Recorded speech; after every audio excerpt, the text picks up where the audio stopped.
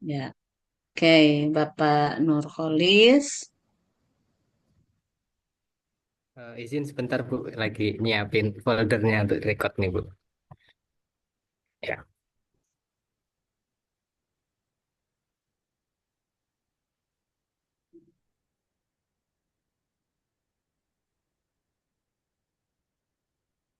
baik Bu, siap Bu.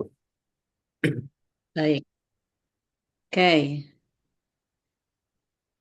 Ya, sekarang coba praktikkan ya, Bapak untuk memulai pembelajaran. Apa Baik, yang Bapak lakukan? Ya, Eh, ini prakteknya atau apa Bu maksudnya? prakteknya. Iya, seperti apa prakteknya untuk memulai pembelajaran? Baik Bu, Eh, saya langsung praktek ke saat saya mengajar. Assalamualaikum warahmatullahi wabarakatuh. Selamat pagi anak-anak. Bagaimana kabarnya? Sehat? Baik, anak-anak, sebelum kita memulai pembelajaran, marilah kita berdoa menurut agama dan kepercayaan masing-masing. Untuk yang Muslim, kita berdoa seperti biasa. Silakan dipimpin. Ayo, siapa yang datangnya paling awal? Oke, silakan. Ayo, jadi dipimpin doanya.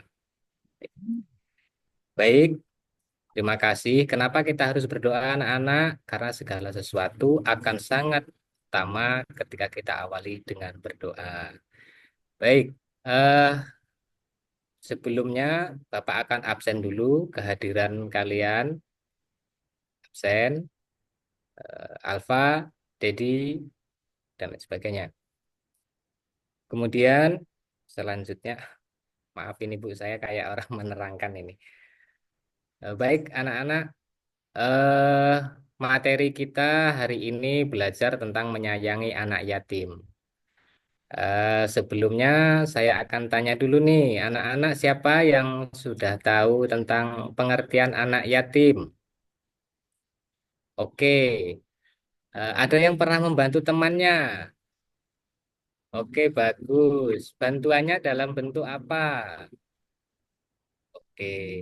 Nah, anak-anak, hari ini materi tentang anak yatim ini tujuan pembelajaran yang akan kita capai di antaranya satu, kalian memahami tentang Quran surat Al-Ma'un.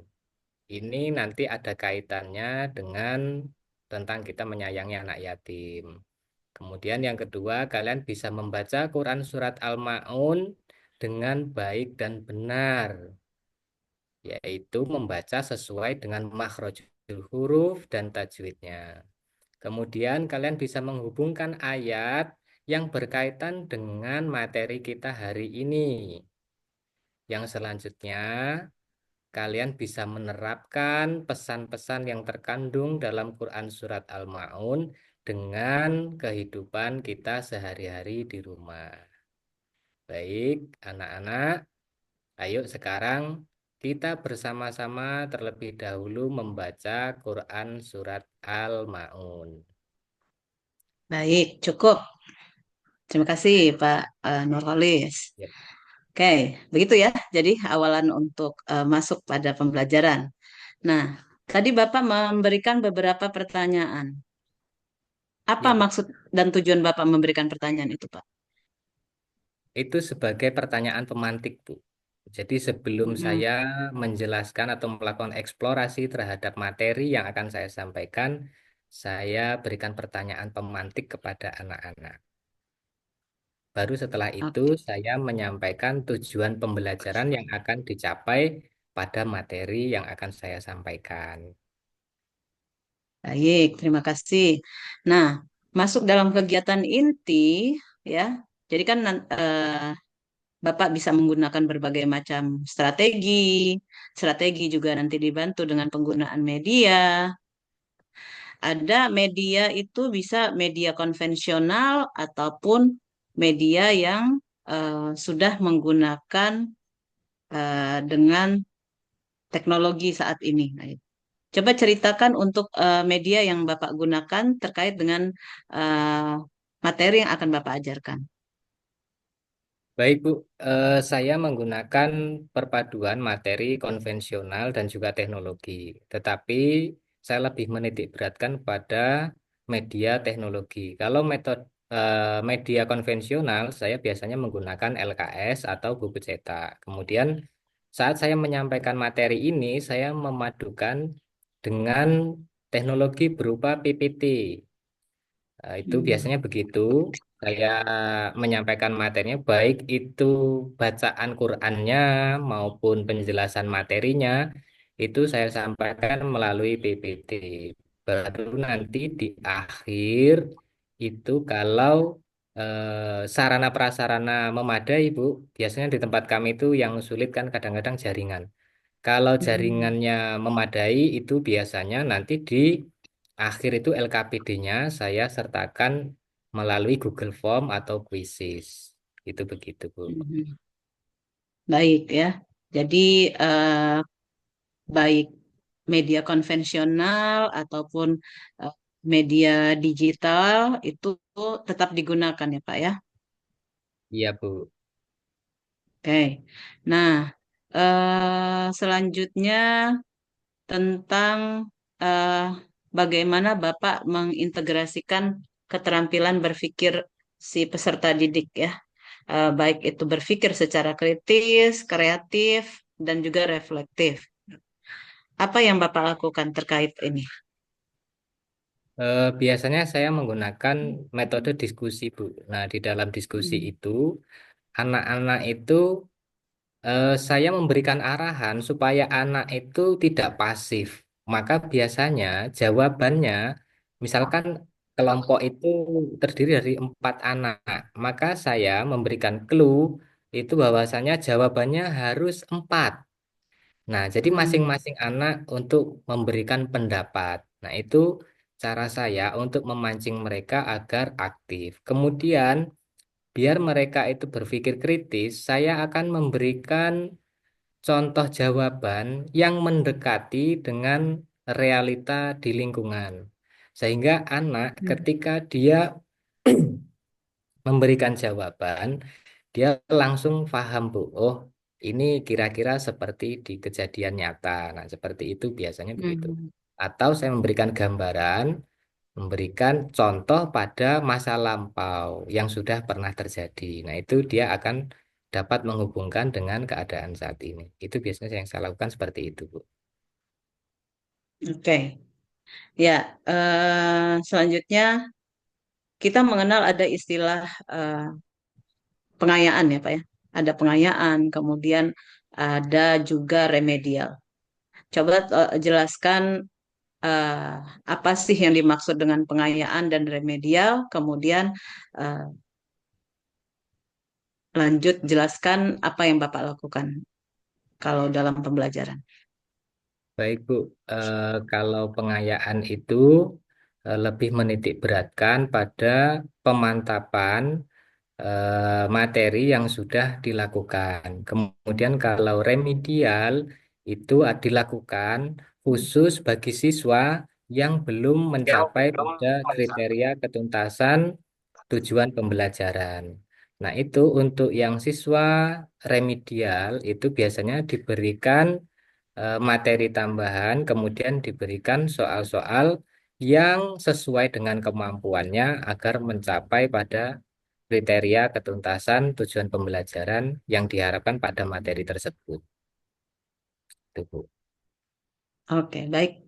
Terima kasih. Cukup dari saya untuk Pak Nurholis. Lanjut baca tulis Al-Quran dengan Ibu Tati. Silakan. Ya, terima kasih, Bu. Silakan Pak Nur ya, Bapak membaca surat Asy-Syams.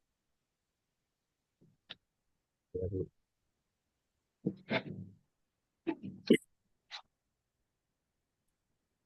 A'udzu billahi minasyaitonir rajim.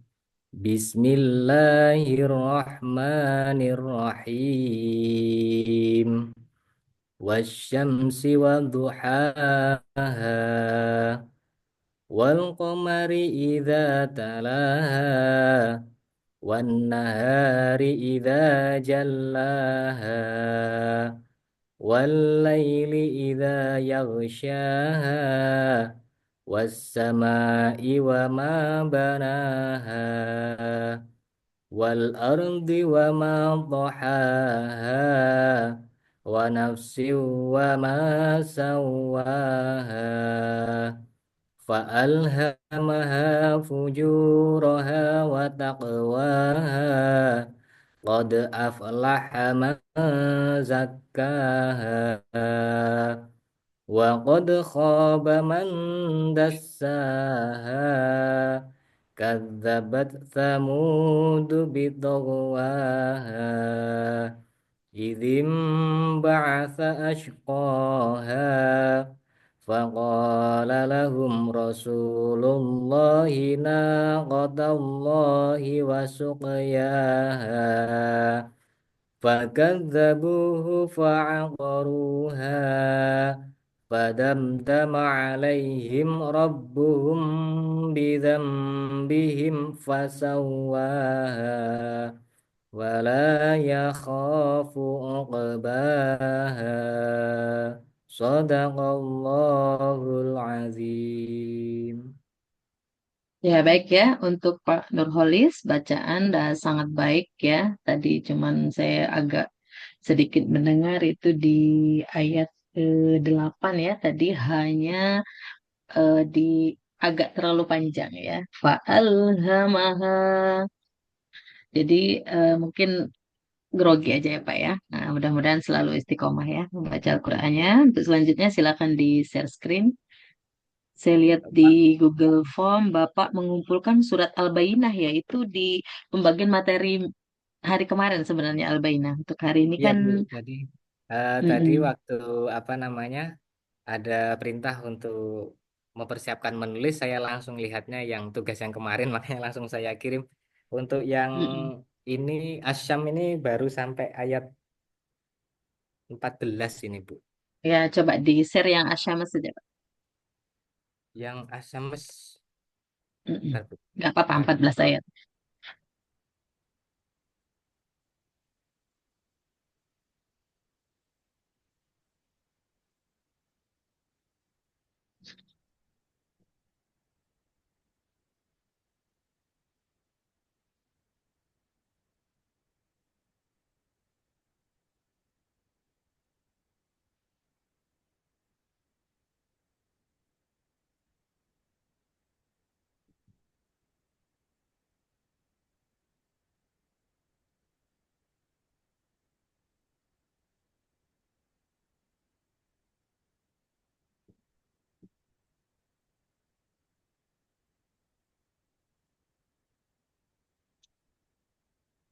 ini Bu, yang Asyams belum diharokatin Iya. ini. Wasyamsi walduha. Oke, untuk tulisan yang tadi tulisan Bapak ya yang di-share juga ya tadi ya. Itu saya lihat kaidah kaidah penulisan khotnya sudah sangat baik ya. Mungkin Bapak udah terbiasa menulis ini. Cuman tadi ada sedikit ya sitroh ya di huruf sod ya. Huruf sod itu belum istiqomah. Kadang ada, kadang tidak ya. Sama huruf H awal ya Pak ya.